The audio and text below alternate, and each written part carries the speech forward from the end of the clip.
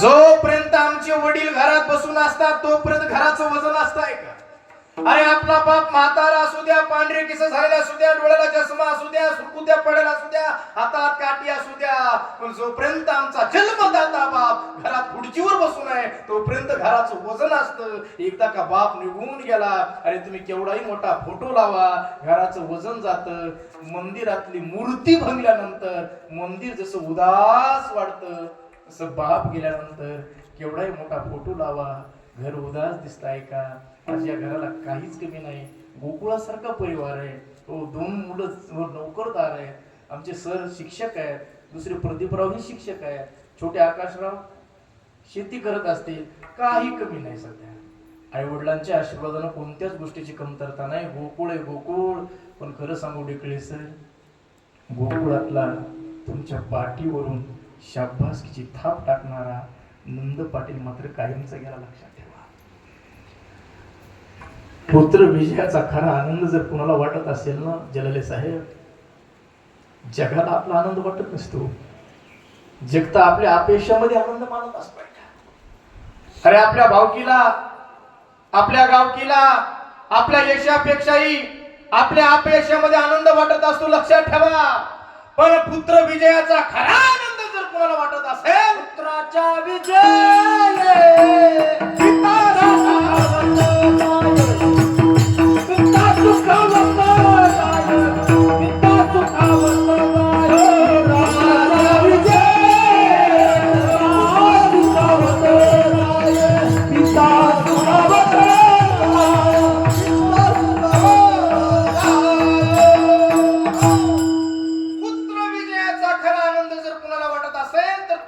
जन्मदात्या बापाला वाटत असतो, आहे का?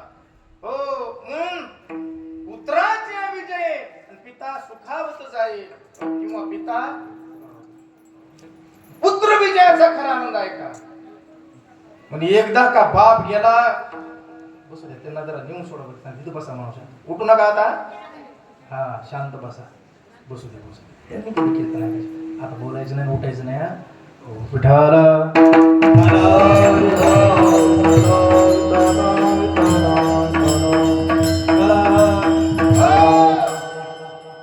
जोपर्यंत बाप असतो तोपर्यंत आम्हाला किंमत कळत नसती बापाची, आहे का? अरे मी नेहमी म्हणून सांगत असतो एक वाक्य, बाप झाल्यानंतर आणि बाप गेल्यानंतर बाप कळत असतो. हयात असताना बाप कुणालाच कळत नसतं, आहे का? कारण बाप कळणं एवढं सोपी गोष्ट नाही. बाप कळणं फार अवघड आहे, का? आज उठला सुटला कीर्तनकार, प्रवचनकार, व्याख्याता, चित्रपट, कादंबऱ्या, चित्रपट आईच्या प्रेमाचं कौतुक करणारे, आईचं प्रेम सांगणारे. अरे उठला सुटला प्रत्येक जण आईचं प्रेम सांगतो. आई आई आई आई, जिकडं तिकडं आई आहे. अरे आईचं प्रेमच आहे, ऐका, आईचं प्रेमच आहे, कोण नाही म्हटलं. पण बापानं कुठं गोडं मारलेलं आहे का? खरं सांगू का? अरे आईपेक्षाही काकणभर जास्त प्रेम करतो ना, त्याला बाप म्हणतात, लक्षात ठेवा. आईपेक्षा काकणभर जास्त प्रेम असतं. या माता माऊल्यांना वाईट वाटेल, ज्यांना वाईट वाटलं या शब्दाचं, त्यांनी डोळे बंद करायचे आणि एका सेकंदासाठी आपला जन्मदाता बाप आठवायचा. मग सांगायचं, महाराज आईचं प्रेम जास्त का बापाचं आहे का? खरं सांगू, चलता चलता पायाला ठेस लागली ना, चलता चलता पायाला ठेस लागली तर मुखातून शब्द निघतो, आई ग. काटा टोचला, आई ग. पण खरं सांगा, हायवे क्रॉस करत असताना, तुम्ही वेगळ्या धुंदीत असताना एकदम तुमच्या समोर 120च्या स्पीडने एखादी गाडी येते आणि करकचून ब्रेक दाबते ना, तेव्हा दोन्ही हात वर होतात आणि मुखातून एकच शब्द निघतो, अरे बाप रे.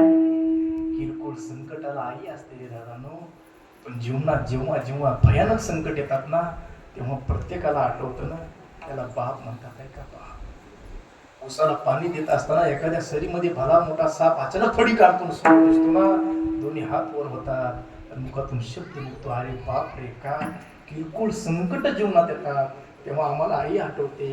जेव्हा जेव्हा जीवनामध्ये डोंगरा एवढं संकट येतं ना, तेव्हा प्रत्येकाला आठवतो, त्याला बाप म्हणतात.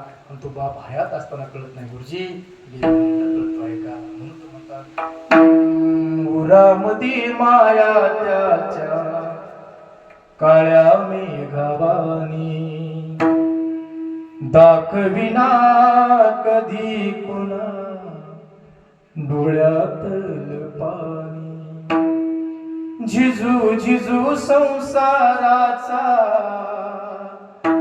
गाडा हाकला, वटामंदी हसू जरी कना वाकला, घडीभर तू थांब जरा, ऐक त्याची धापर, लई अवघड हाय गड्या, उमगाया बापर, उमगाया बाप. काँग्रेस एवढंच म्हणू लागले. अरे असे विद्वान मंडळी आहेत, अरे सर शिक्षक आहेत, ज्ञानदान करत आहे का?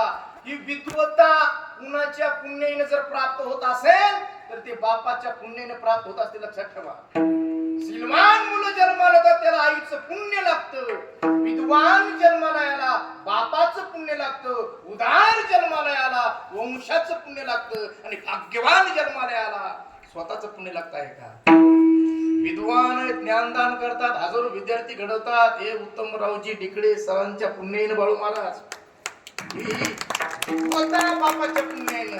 उदारता सांगू तुम्हाला बाळू महाराज, उदारता डिकडे सरला पगार किती मी विचारणार नाही, पण सामान्य शिक्षक जिल्हा परिषदचा असो कोणी असो, कमीत कमी पत्रकार साहेब किती पगार आहे?